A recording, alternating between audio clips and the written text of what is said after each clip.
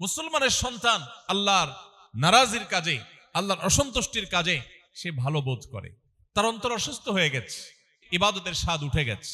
এর অন্যতম কারণ হলো বিশ্ব স্বাস্থ্য সংস্থা বলছে 2030 সালের মধ্যে পৃথিবীর সবচাইতে বেশি পরিমাণে যে রোগে মানুষ আক্রান্ত হবে সেটার নাম বাপ মাকে বাধ্য করা হবে যে টাকা দিবা, তোমার চোখের সামনে তোমার ছেলে মেয়ে নষ্ট হবে, খরচ তুমি দিবা, 100 মিটারের মধ্যে তাদের কাছেও যেতে পারবা না, যা খুশি তারা করবে।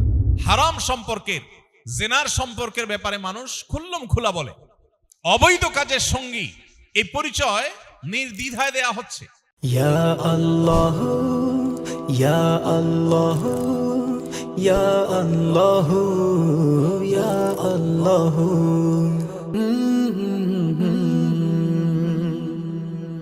আমাদের ভালোবাসা সব যেন হয় মহান রবের জন্য, রাগ ক্ষোভ ঘৃণাগুলো তাও যেন হয় শুধু প্রভু তোমারই জন্য। ভালোবাসি বাসি ভালো, ভালোবাসি প্রভু তোমাকে। একজন ইমানদারের কাছে, একজন মুমিনের কাছে সবচেয়ে মূল্যবান অ্যাসেট, সবচেয়ে মূল্যবান সম্পদের নাম হলো ঈমান। ইমানদারের কাছে ঈমানের চাইতে গুরুত্বপূর্ণ কোনো সম্পদ আর দ্বিতীয়টি হতে পারে না।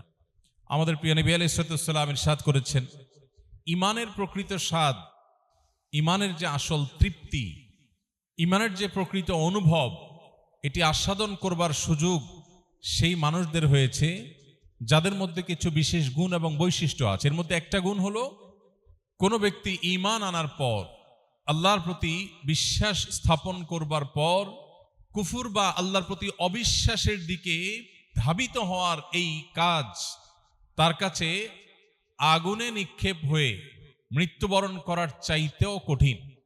অর্থাৎ তার জীবন চলে যেতে পারে কিন্তু তার ঈমান সে দিতে পারে না, যদি কেউ সত্যিকারের ঈমানদার হয়ে থাকে।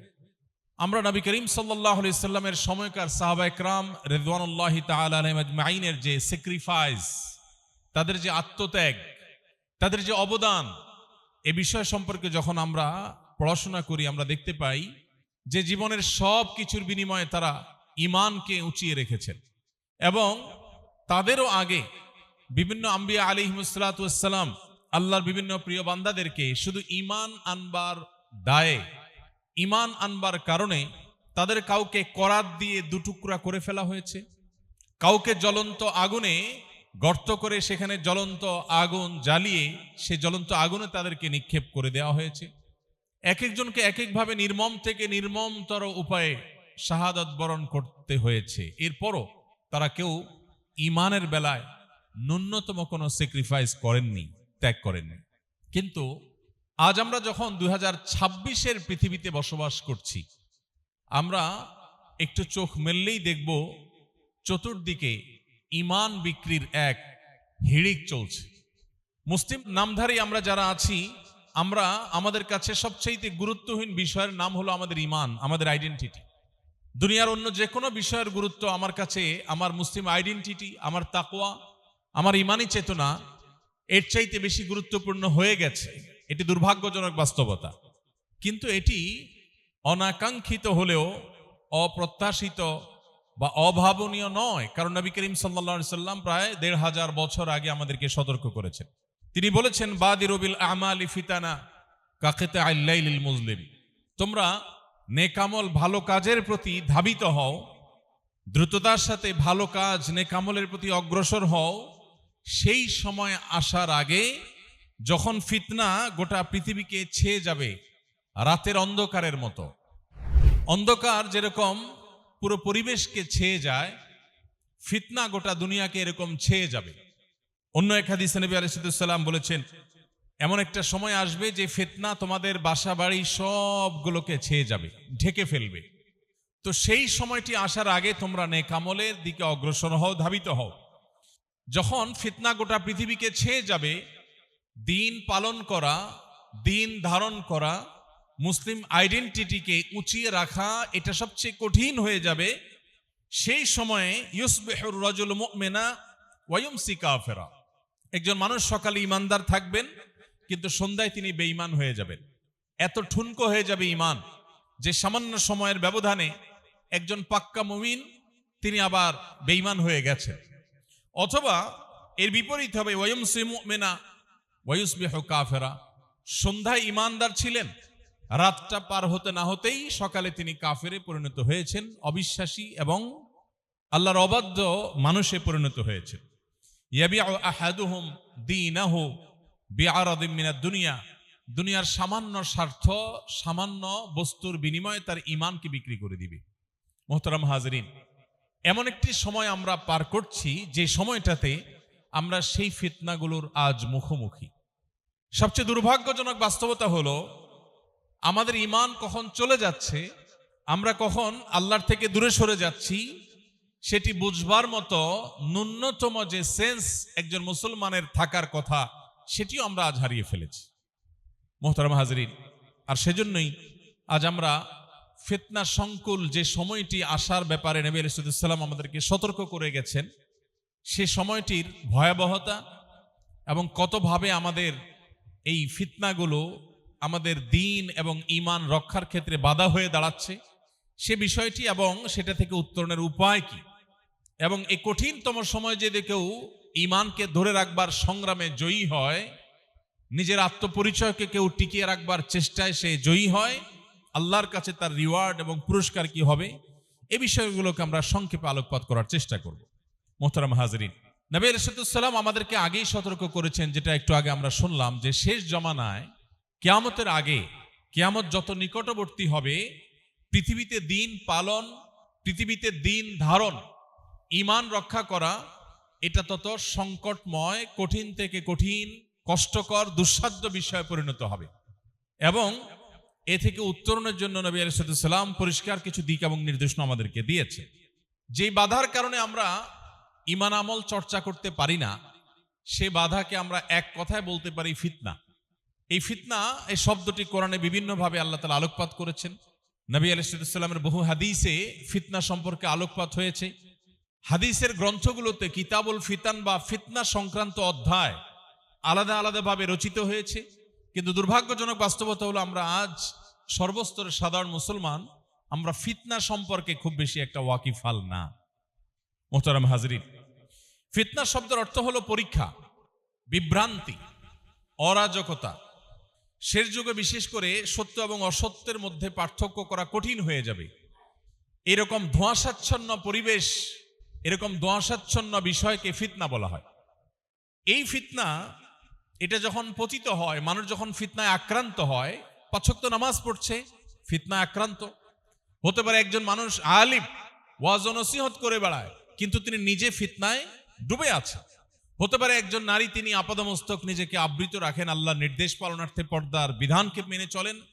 হতে পারে এত সত্ত্বেও তিনি ফিতনায় আক্রান্ত আছে। ফিতনার ফলে সবচেয়ে বড় যে বিষয়টি আমাদের জন্য দাঁড়ায়, সবচেয়ে বড় যে ক্ষতিটা হয়, সেটা হলো আমাদের ঈমানগুলো ঠুনকো হয়ে যায়। ফলে ঈমান কখন চলে যায় আমরা টেরও পাই না।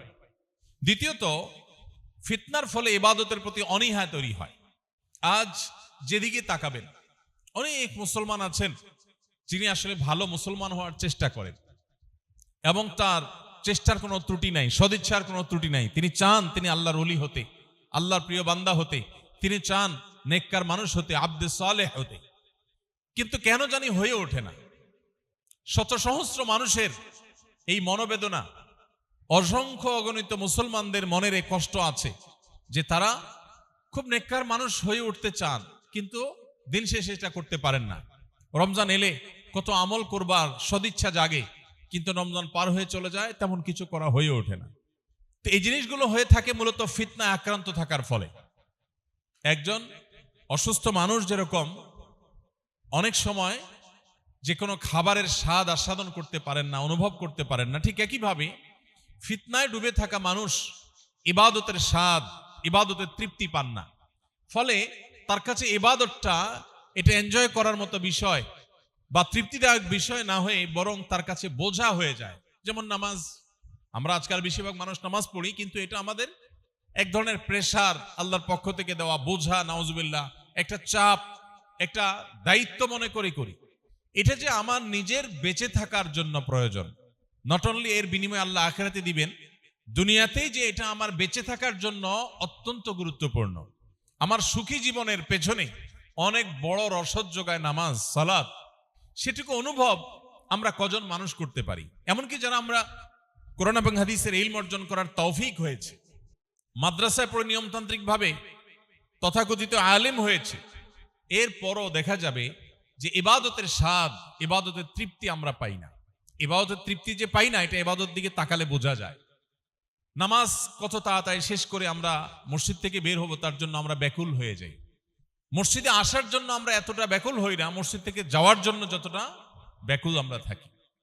ইবাদতের ধরন দেখলে, ধাঁচ দেখলে, ইবাদতের প্রতি আমাদের আগ্রহ, ইবাদতের প্রতি আমাদের ভালোবাসা, টান, তৃপ্তি, এটা অনুভব করা যায়। একজন মানুষ প্রাণ ভরে আল্লাহকে সিজদা করে তিনি তৃপ্তি পাচ্ছেন। তিনি আল্লাহ রাব্বুল আলামিনের জাতে পাকের সামনে, মহান রব্বুল আলামিনের সামনে রুকুর মাধ্যমে অবনত মস্তক হয়ে আল্লাহর সামনে তার প্রশংসা, তার তাসবিহ, তার পবিত্রতার জ্ঞাপন এগুলো করে তিনি মানসিকভাবে সুখ অনুভব করছেন। খুব পছন্দের, খুব ভালোবাসার মানুষকে ভালোবাসা প্রকাশ করতে পারলে, তাকে সবটুকুন দিয়ে ভালোবাসার সুযোগ পেলে মানুষ খুব ভালো ফিল করে। আপনি আপনার মাকে ভালোবাসেন, মায়ের প্রতি ভালোবাসা অনেক বেশি থাকলে সেই ভালোবাসা যদি প্রকাশ করেন, সেটা করার সুযোগ পান, সে ভালোবাসা প্রদর্শন করবার সুযোগ পান, আপনি ভালো ফিল করেন। আল্লাহকে ভালোবাসার দলিল, আল্লাহকে ভালোবাসার প্রমাণ যে আমি রুকুতে গিয়ে সুবহান রাব্বিয়াল আযীম বলে আমার রবের পবিত্রতা জ্ঞাপন করি, রবের প্রশংসা করি, আমি সেটাকে খুব তৃপ্তির সাথে করি, আমি সেটা করে খুব ভালো অনুভব করি। রুকু থেকে আমার উঠতে ইচ্ছা করে না, আমার দীর্ঘ রুকু করতে মন চায়, রুকুর মধ্যে আমি স্বাদ পাই। সেই মুসল্লি আজ সোনার হরিণ হয়ে গেছে। নবী ইরশাদুস সালাম যে সতর্ক করেছেন, একটা সময় আসবে মসজিদ ভর্তি মুসল্লি পাওয়া যাবে, কিন্তু একজন মানুষও থাকবে না যার অন্তর নামাজের প্রতি পরিপূর্ণ মনোযোগের সাথে সালাত আদায় করবার মতো অন্তর নিয়ে তিনি আদায় করছেন। এরকম মানুষ একজনও পাওয়া যাবে না। সবাই হুলস্থুল করে জাস্ট দায় সারবার চেষ্টা করবে, যেন আল্লাহ তাআলা একটা বোঝা চাপিয়েছেন, নাউজুবিল্লাহ, এটা শেষ করতে পারলে আমি বাঁচি, এটা যে আমার বেঁচে থাকার জন্য প্রয়োজন, এটা যে আমার আখিরাতের জন্য প্রয়োজন, আমার দুনিয়ার সুখের জন্য প্রয়োজন, এই রিচুয়াল যে আমার মানসিক প্রশান্তি এনে দিবে, আল্লাহর সাথে কানেকশন গড়ে দিবে, এটা যে আমাকে অদৃশ্য অবর্ণনীয় তৃপ্তি এনে দিবে, পৃথিবীর সকল সুখ, পৃথিবীর সকল তৃপ্তির চাইতেও বেশি তৃপ্তি যে আল্লাহ এই ইবাদতের মধ্যে রেখেছেন, সেই অনুভব, সেই অনুভূতি আমাদের থেকে হারিয়ে গেছে। এটি ফিতনার কারণে হয়ে থাকে। মানুষ যখন ফিতনা আক্রান্ত থাকে তখন তার অন্তর অসুস্থ হয়ে যায়, আর এই অসুস্থ অন্তরে তার হারাম কাজ করতে ভালো লাগে, সে নাজায়েজ কাজ করতে ভালো ফিল করে, অনুভব করে, ভালো কাজ করতে তার তেমন আগ্রহ বোধ হয় না। মোহতারাম হাজরিন, আমরা যদি 1450 বছর আগে চলে যাই, অবশ্য 1450 বছর বহু আগের, আমরা যদি আমাদের শৈশবের কথাও বলি, যারা এখানে 40 বা 50+ এইজের মানুষ আছেন, আপনারা অনেক মানুষ এই সমাজে আপনাদের জীবদ্দশায় দেখেছেন যাদের কাছে ইবাদত ছাড়া আর কিছু ভালো লাগতো না, হারাম কোনো কিছু তাদেরকে টানতো না। বিশেষ করে সিলেটের মানুষ, আপনাদের এরকম বহু মানুষ দেখার কথা, যে তাদের সামনে হারাম গান বাজানো হলে তারা পাগলের মতো ছটফট করতেন, সহ্য করতে পারতেন না। ভালো বোধ করা তো পরের কথা, ঠিক একটি মাছ পানি থেকে তুলে এয়ার কন্ডিশনের কোন রুমে দামি কার্পেটের উপর তাকে শুইয়ে রাখলেও সে যেরকম শান্তি পেত না, বা সে যেরকম শান্তি পাওয়ার কথা না, ঠিক একইভাবে একজন আল্লাহর সত্যিকার অর্থে আল্লাহর প্রতি ইমানদার বান্দা, যে মনে করে যে আল্লাহ তার রব, যে মনে করে আল্লাহ তার সৃষ্টিকর্তা, যে বিশ্বাস করে মনে প্রাণে যে আল্লাহর সামনে তাকে দাঁড়াতে হবে, যার বিশ্বাস আছে যে আল্লাহর সামনে পুঙ্খানুপুঙ্খ হিসাব দিতে হবে, যে বিশ্বাস করে জান্নাতের, যে জান্নাতের শুরু হবে কোনো শেষ হবে না, যে জান্নাতের নাজ ও নেয়ামত পৃথিবীর কোনো কিছুর সাথে তুলনীয় না, যে ব্যক্তি আল্লাহর জাহান্নামে বিশ্বাস করে, আল্লাহর অবাধ্য হলে তার জন্য জাহান্নামের আগুন নিক্ষেপ করা হবে, সে আগুন পৃথিবীর আগুনের চাইতে কমপক্ষে 70 গুণ বেশি উত্তপ্ত হবে। হাদিসের বর্ণনার প্রতি যার বিশ্বাস আছে, সে কখনো আল্লাহর অবাধ্যতায় ভালো অনুভব করার কথা না। কিন্তু আজ সমাজের যেদিকে তাকাবেন, মানুষ আল্লাহর অবাধ্যতায়, মুসলমানের সন্তান আল্লাহর নারাজির কাজে, আল্লাহর অসন্তুষ্টির কাজে সে ভালো বোধ করে, তার অন্তর অসুস্থ হয়ে গেছে। একজন অসুস্থ মানুষ যেরকম মিষ্টি জিনিসও তার কাছে তিতা অনুভব হয়, ঠিক একইভাবে ইবাদতের স্বাদ উঠে গেছে। এর অন্যতম কারণ হলো যে আমরা আখিরি জামানায় যে সময়টাতে দিন পালন করা অত্যন্ত সংকটপূর্ণ বিষয়, দিন পালন করা অত্যন্ত কঠিনতর বিষয়, এবং দিন ধারণ করা এটা অত্যন্ত কঠিনতর বিষয়। মোহতারাম হাজিরিন, এই সব কিছুর মূলে হলো ফিতনা। এর ফলশ্রুতিতে মানুষের অন্তর কঠিন হয়ে যায়, অন্তর বিগলিত হয় না।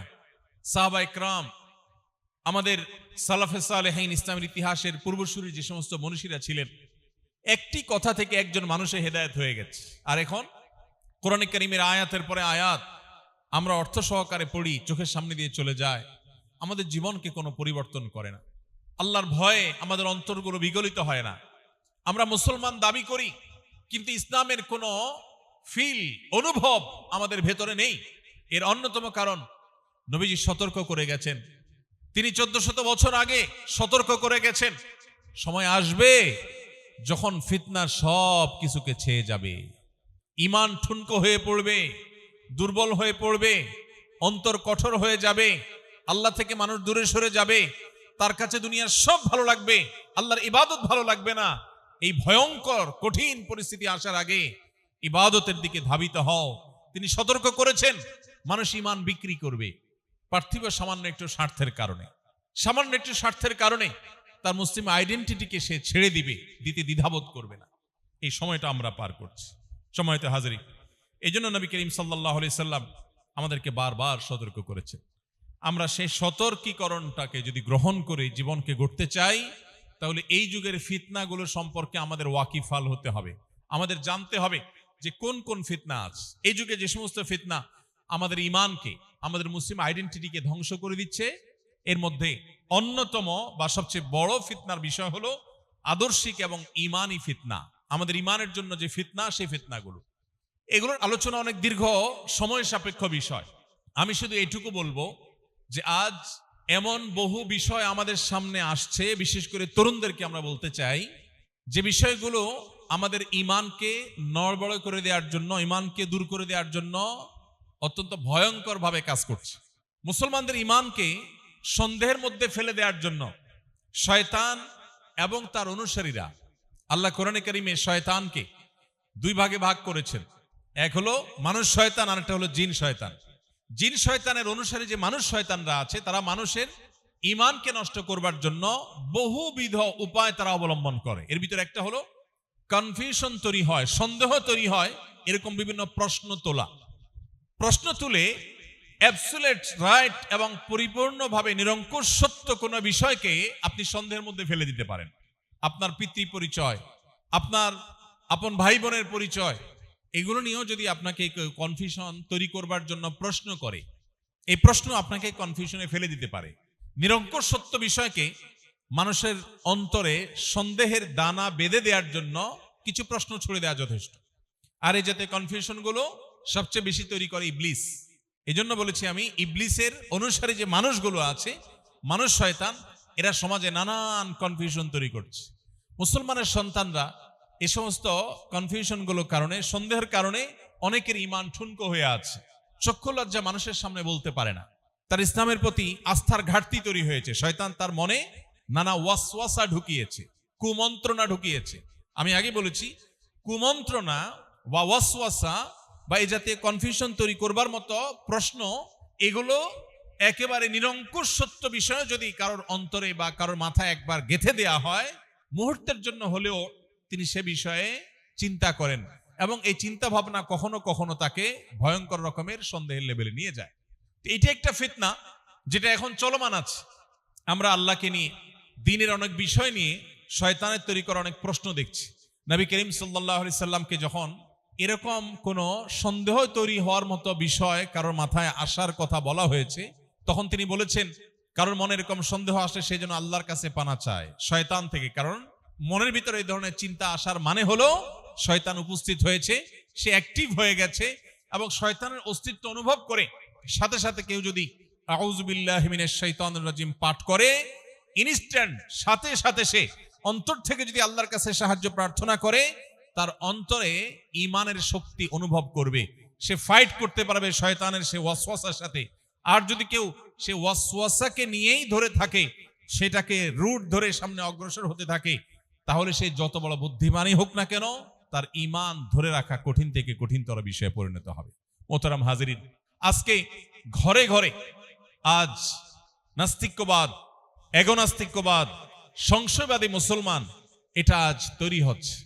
সোশ্যাল মিডিয়াতে বিভিন্ন উপায়ে মুসলমানদের মনের ভিতরে নানা সন্দেহ তৈরি করবার মতো অনেক কন্টেন্ট, অনেক টেক্সট কন্টেন্ট, অনেক ভিডিও কন্টেন্ট এগুলো আজ ছড়িয়ে দেওয়া হচ্ছে।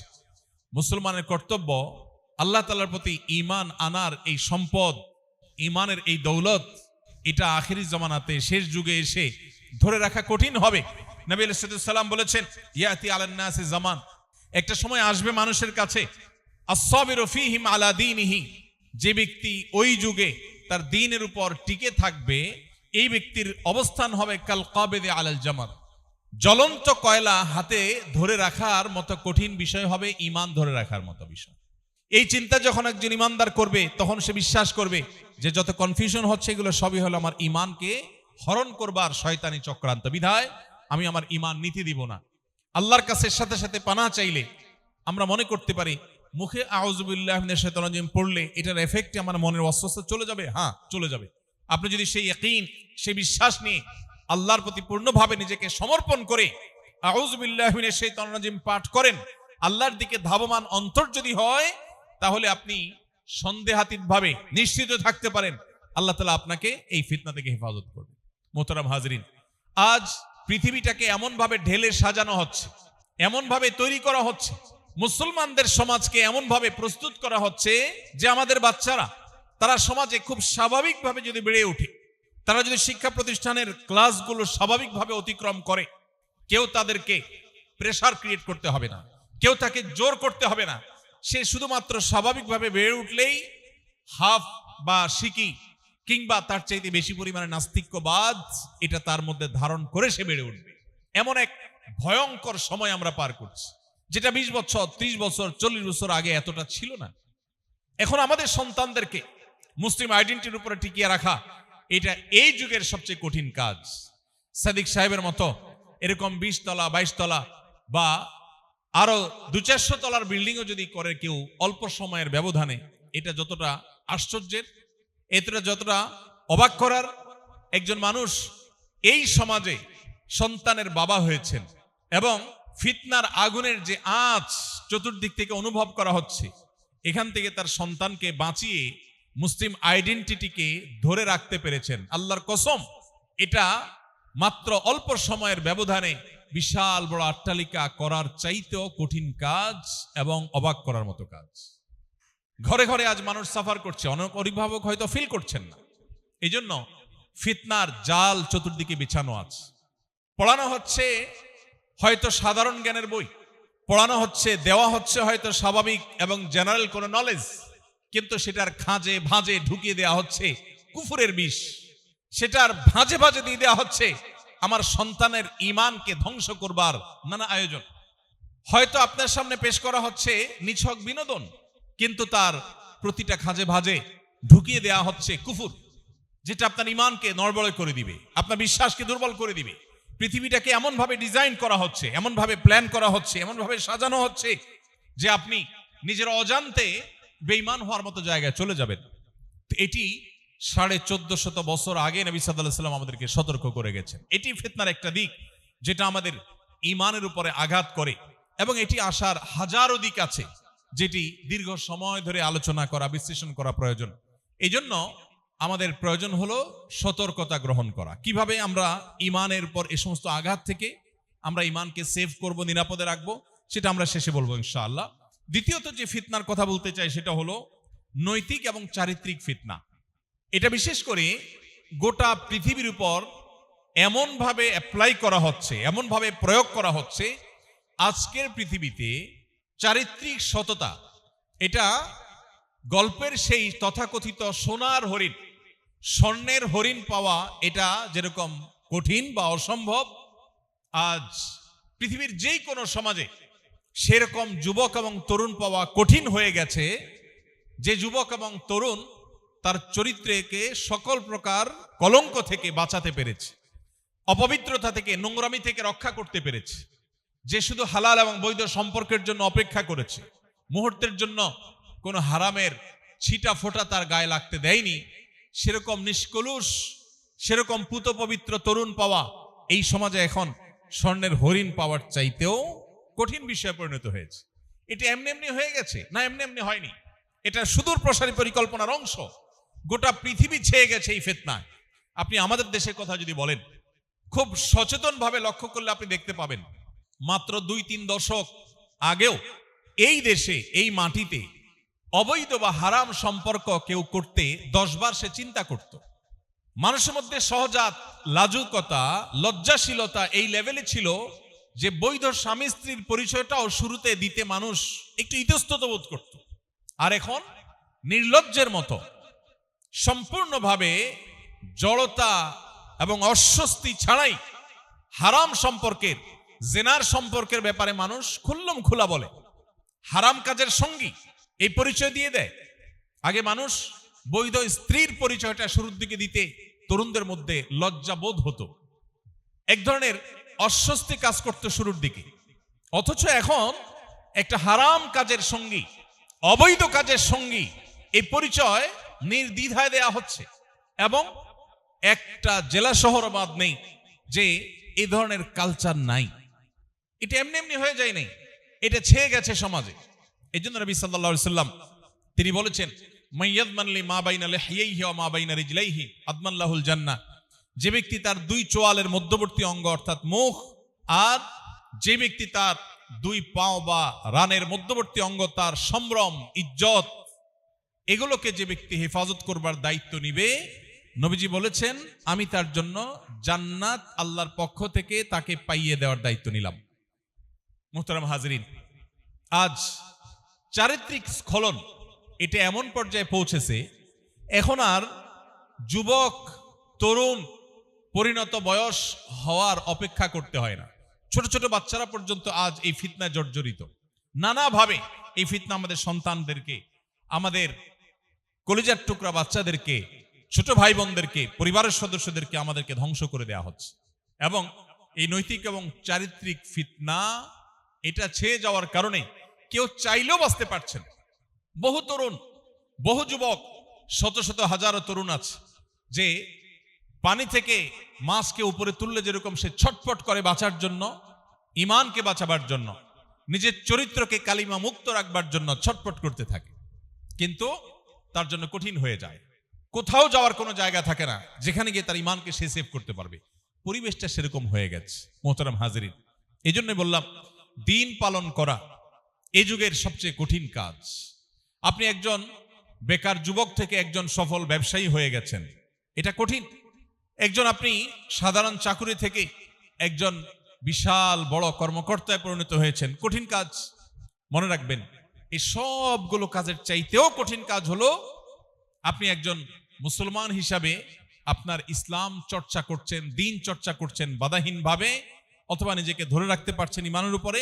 এটা হলো সবচাইতে কঠিন কাজ। মোহতারাম হাজরিন, যে বিষয়গুলো আমাদের দিন এবং ইমানকে চর্চা করতে বা ধারণ করতে অসুবিধা তৈরি করে, যে ফিতনাগুলো, এর মধ্যে আরেকটা হলো পারিবারিক ভাঙন। আমাদের পরিবারগুলোর দিকে যদি আমরা তাকাই, তাহলে পরিবারগুলো আগের তুলনায় ভালো আছে না খারাপ আছে? কি বলেন? আজ থেকে যত পেছনে যাবেন, যত পেছনে 10 বছর, 20 বছর, 30 বছর, 40 বছর যত পেছনে যাবেন, বৈষয়িক উন্নতি, অগ্রগতি আমাদের কম ছিল, কিন্তু দাম্পত্য সুখ বেশি ছিল না কম ছিল? বেশি ছিল।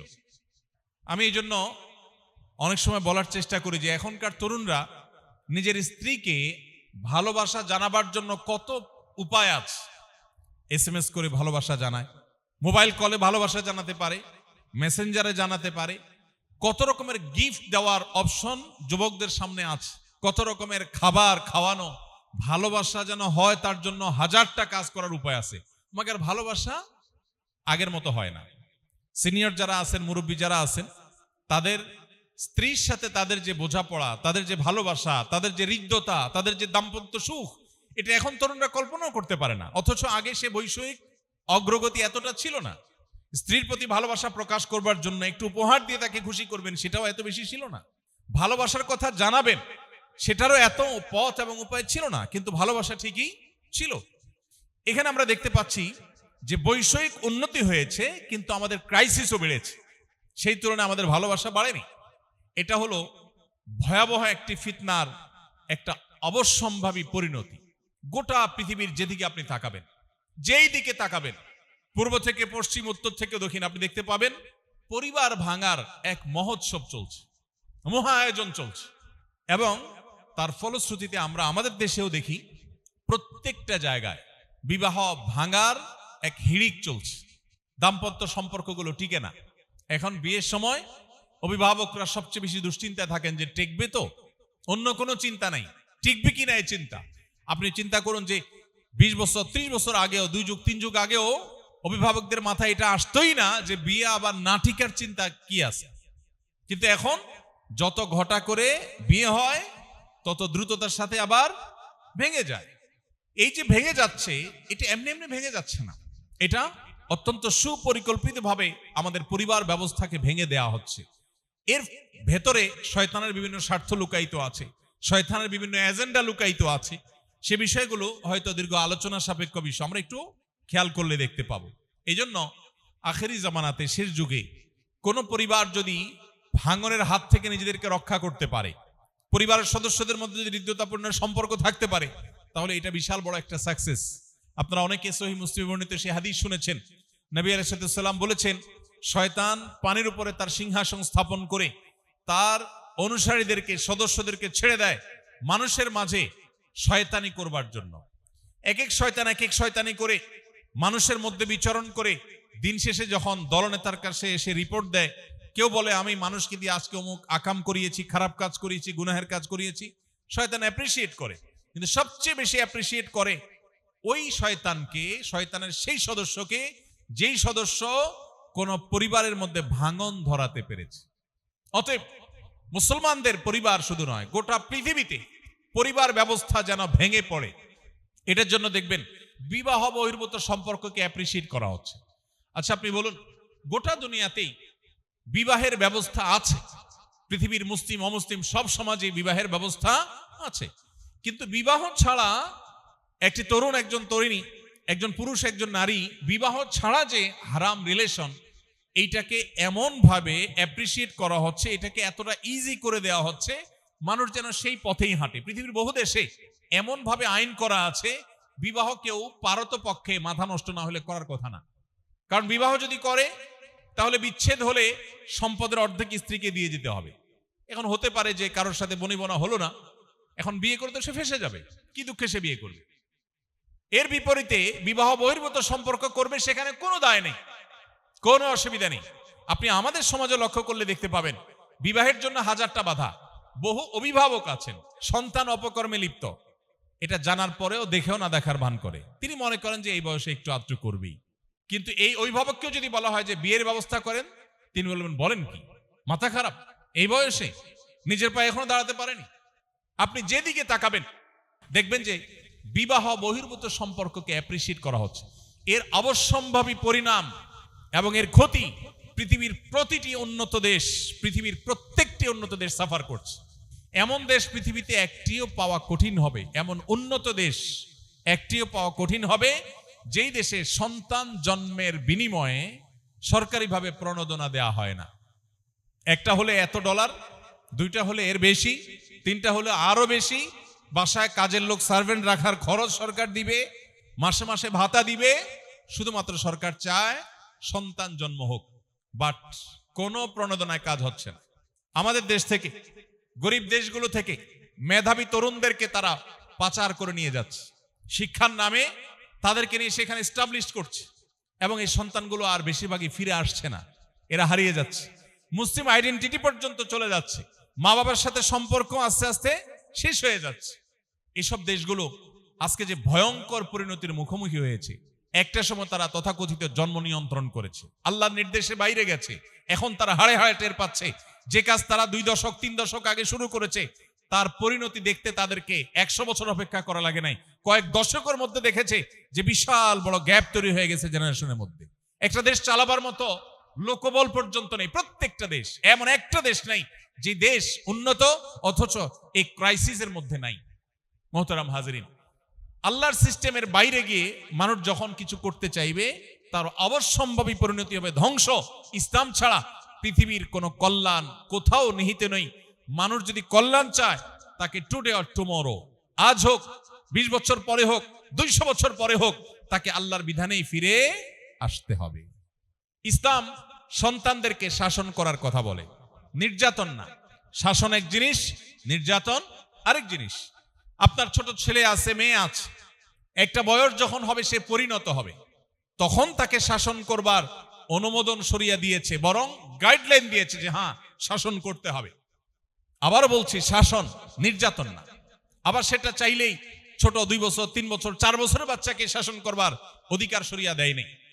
নবী আলাইহিস সালাম পরিষ্কার ভাবে এজ বলে দিয়েছেন, 7 বছর বয়স হলে সন্তানকে নামাজের নির্দেশ দাও, 10 বছর বয়স হলে নামাজ না পড়লে শাসন করো, তার আগ পর্যন্ত শাসনের অনুমোদন নাই। এটা হলো ইসলামের বিধান। কিন্তু পশ্চিমা আইডিওলজি দাঁড়ালো আমাদের দেশে, আমাদের ব্রেইনও দখল করে ফেলেছে। আমরা তাদের মুখরোচক কিছু কথা শুনে আমরা বিভ্রান্ত হয়েছি। এই যে ফিতনা, তারা আমাদেরকে চমক দেখিয়েছে, দারুণ করে বুঝিয়েছে যে দেখো একটা বাচ্চা, তাকে ফ্রিডম দেওয়া উচিত।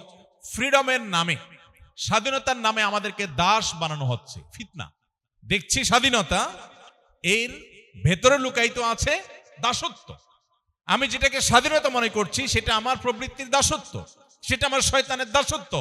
প্রত্যেকটা মানুষ দাস, কেউ তার প্রবৃত্তির, কেউ তার মালিকের, কেউ শয়তানের, কেউ আল্লাহর। এখন আমাকে তথাকথিত স্বাধীনতার নামে চমক দেখিয়ে আমাকে যে বিভ্রান্ত করা হচ্ছে, এটার নাম ফিতনা।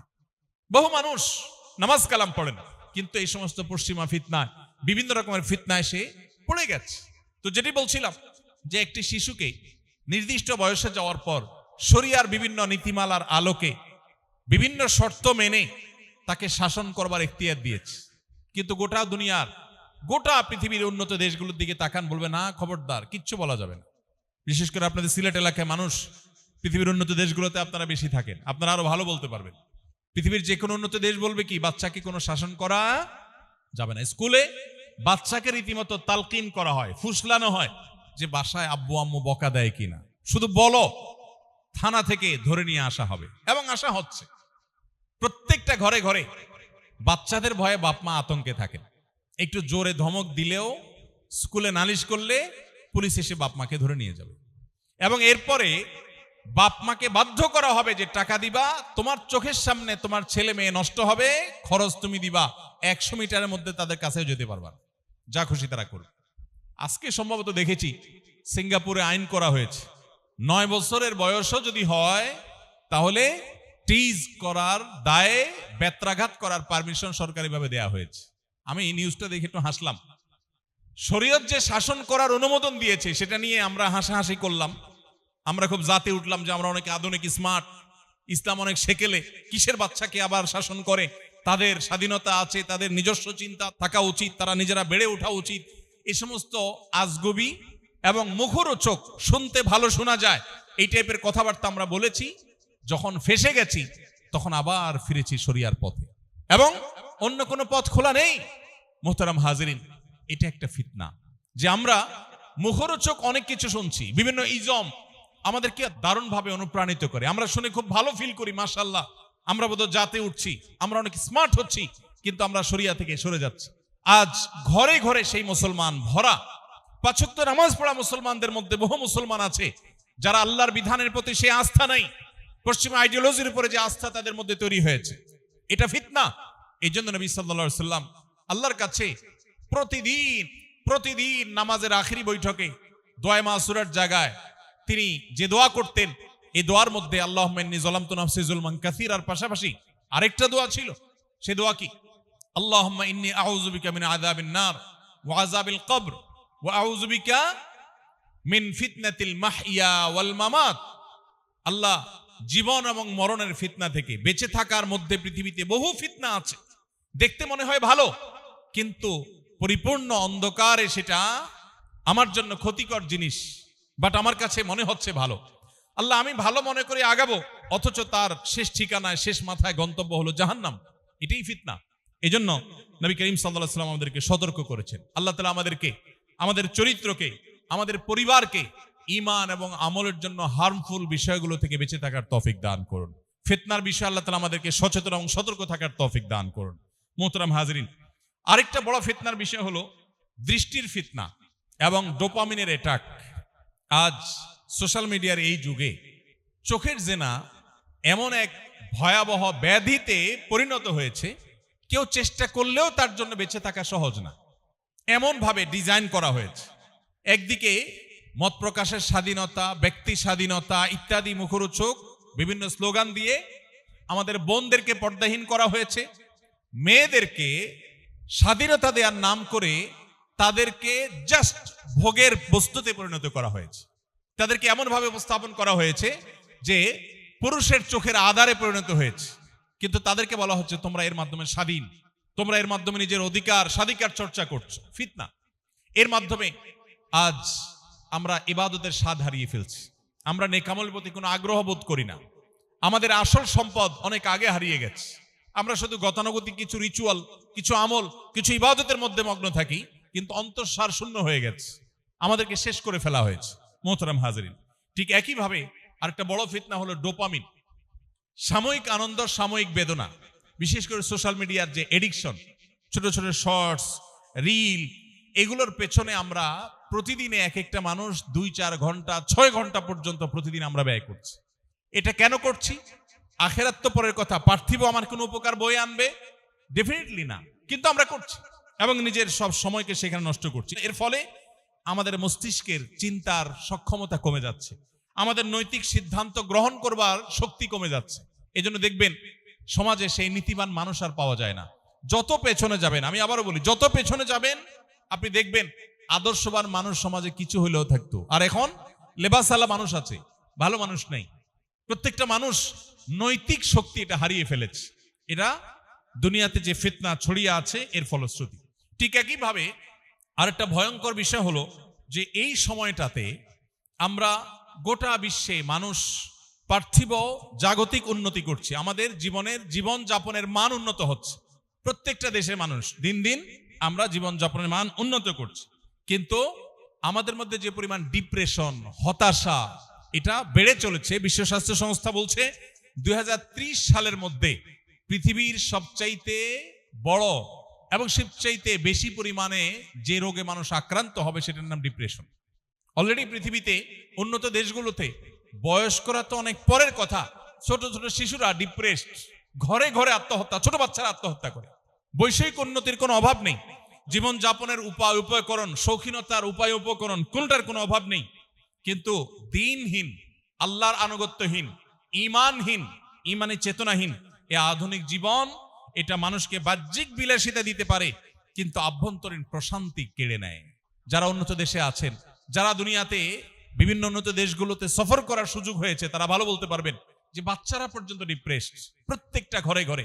জাপানের মতো উন্নত দেশ, পৃথিবীর সবচেয়ে উন্নত দেশগুলোর সবচেয়ে সুখী দেশগুলোর যে তালিকা, নরওয়ের মতো দেশ, আরো বিভিন্ন দেশ যেগুলো সুখী দেশে একেবারে টপ লিস্টে আছে, আপনি খবর নিয়ে দেখেন সবচেয়ে বেশি আত্মহত্যার পরিমাণ, সবচেয়ে বেশি ডিপ্রেশনের পরিমাণ এই সমস্ত দেশগুলোতে।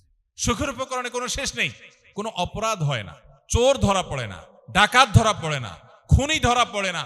এত সাইলেন্ট, এতটা কোয়াইট, এত বাহ্যিক দৃষ্টিকোণ থেকে শান্ত দেশ, কিন্তু মানসিক শান্তি কারণ নেই।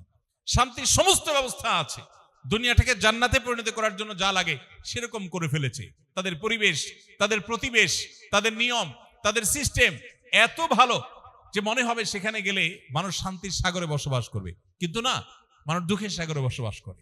আল্লাহ রাব্বুল আলামিন দিন ছাড়া দুনিয়ার সমস্ত সম্পদ একত্র করলেও কেউ আল্লাহ তাআলা সেখানে শান্তি রাখেন নাই।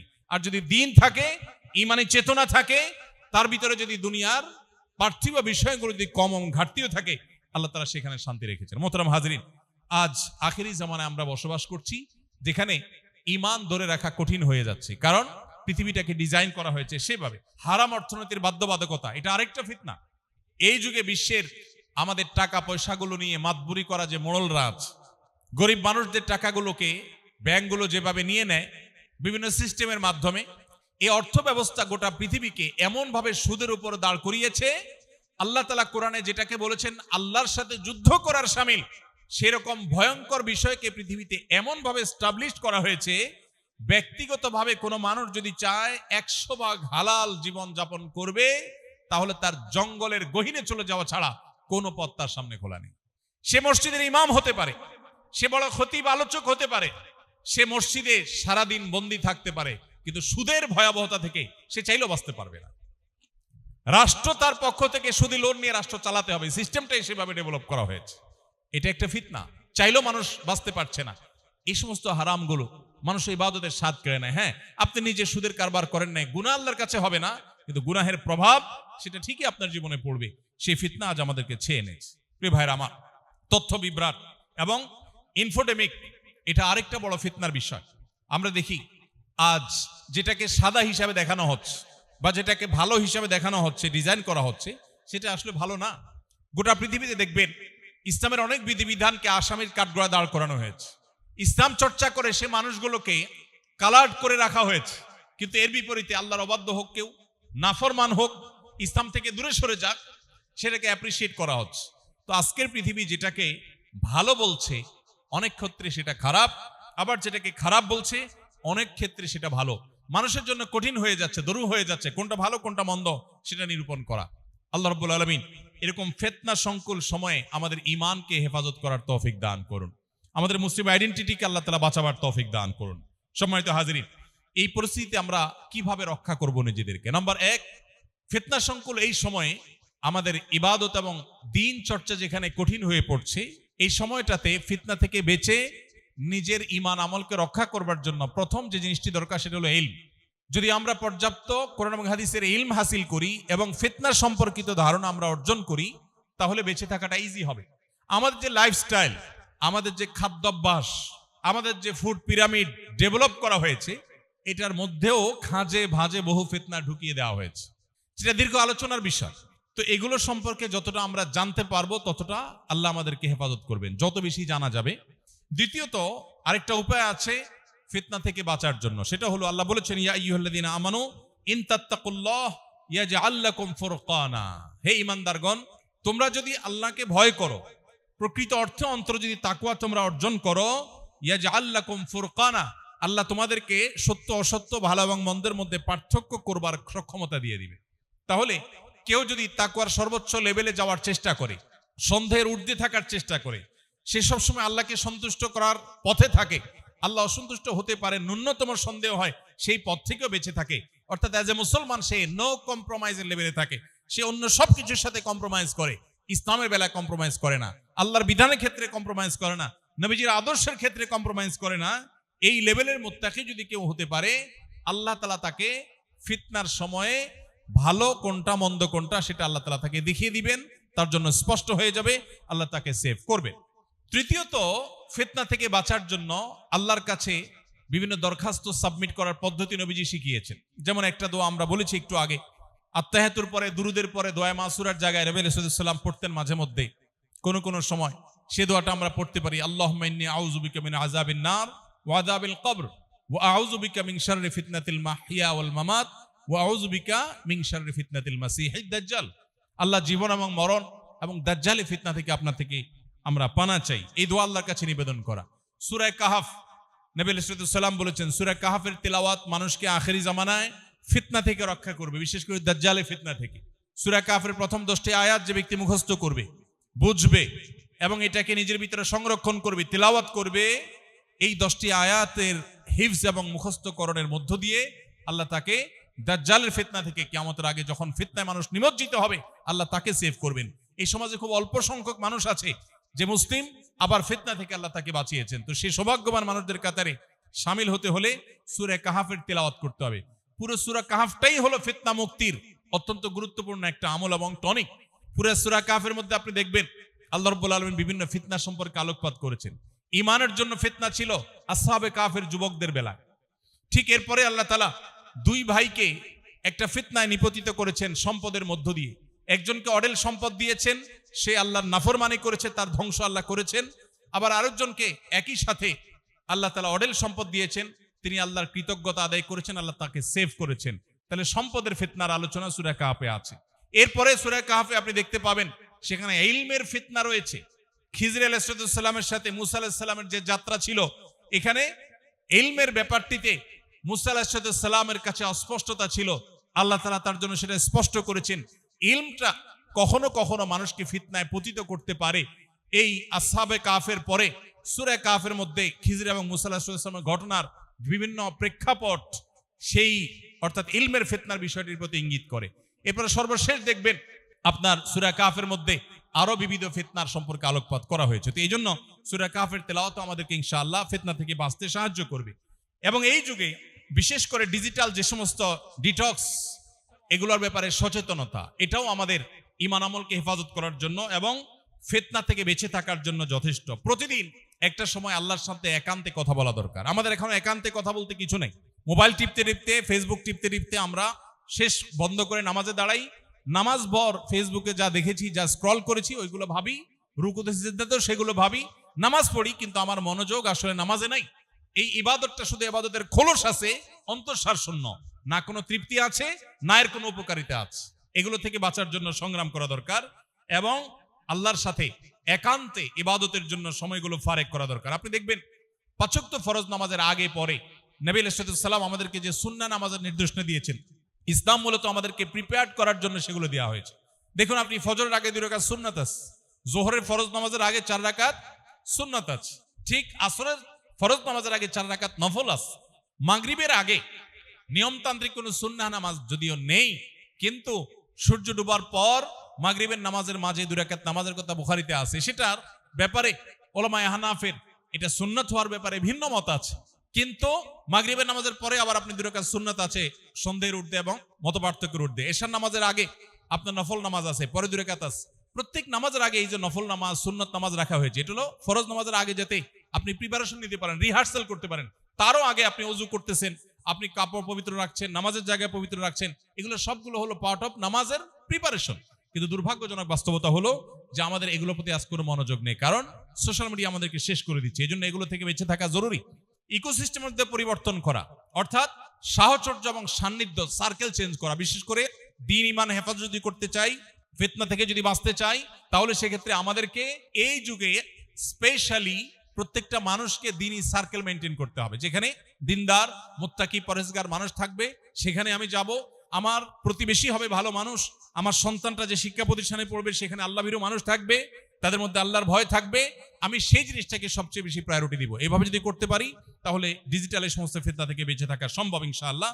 এর বাইরে আমরা আজকের পৃথিবী যেটাকে ভালো বলছে সেটা আসলে ভালো কিনা এটা মাপব হলো কোরআন এবং হাদিসের কষ্টি পাথরে।